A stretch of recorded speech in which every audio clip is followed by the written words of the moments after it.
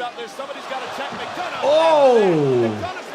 Broken necks, shot out knees, and a pec muscle literally torn off the bone. Today, we're reacting to some of the most brutal, career-threatening injuries ever seen inside a WWE ring. Let's dive right in. I'm serious about this. Somebody's got to check McDonagh. Oh! McDonagh's lucky he doesn't have a damn broken neck. Smacks the back of his head. Oh my gosh. And you guys see the whiplash. I think I got whiplash. First thing you think of, fractured skull, bleeding like a laceration or abrasion, and then you're also thinking, is there any intracranial bleeding? Oh! McDonagh, my goodness! It looks, oh my God! JD McDonagh may be knocked out cold. You think, okay, neck, where's it snapping from? You can snap a vertebrae, you can have a spinal cord injury without actually any radiographic abnormalities, cause inflammation and injury to the cord, but not the bones. But a lot of times with these, when there's so much extension, you can actually just snap off different pieces of vertebrae. Now McDonagh is still moving after that unbelievable moonsault.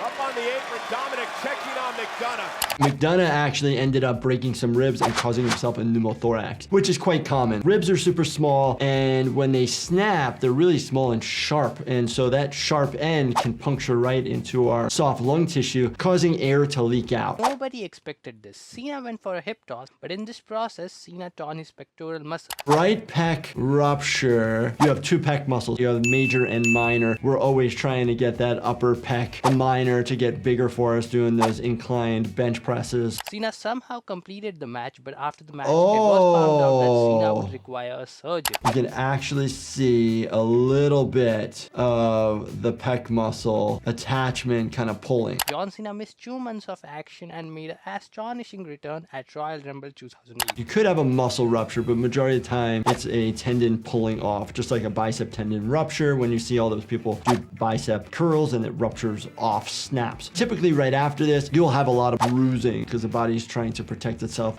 I think that ticked the beast off. Oh, Brock Lesnar hit right to the face.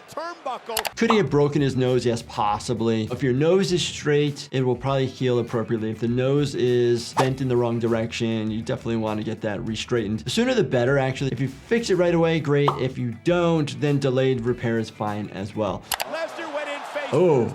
Oh, that's real. It looks real. Laceration to the nose or between the eyes. The face bleed like stink. Direct pressure first. Suture close, clean it up, make sure there's no foreign bodies in there. We like to use non-absorbable nylon sutures in general in the emergency department. Oh! It will be AJ Styles, Dominic. Cool. Oh, right away, right arm. She's like, oh, let me get out of there. One-on-one with Liv Morgan, and you and I were talking earlier. Ouch, let me see the shoulder. Get the hair out of the way. Most common type of dislocation of the shoulder is an anterior shoulder dislocation. Anterior dislocations are much more common than posterior. Posterior, typically you see in seizures or electrocutions. Takedown by Sane. Ooh, is it the right?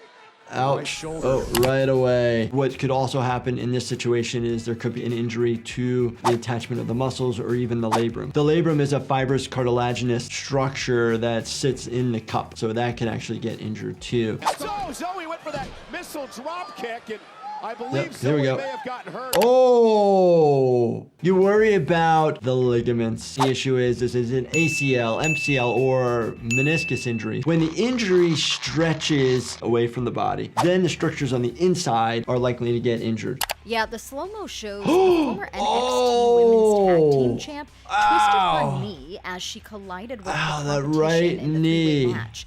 The 31-year-old screaming in pain. What's really unique about the knee is the medial collateral ligament is attached to the medial meniscus. So if one's injured, usually the other one takes a hit.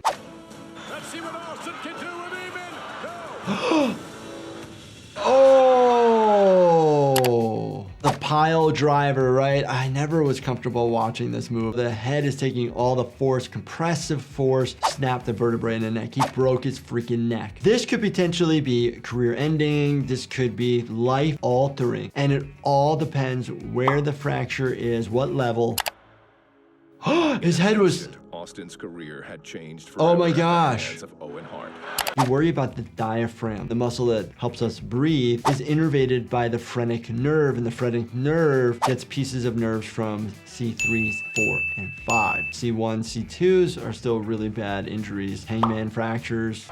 Here's what we think happened, ladies and gentlemen, regarding what we assume is a broken collarbone right here. When somebody falls on an outstretched arm or directly on the shoulder, 3 injuries: dislocation, fracture of the proximal humerus, or clavicular fracture. Why does your clavicle fracture? Because your connection to your arm to your body is only by this little gentle bone called the clavicle. Left shoulder, watch the arm.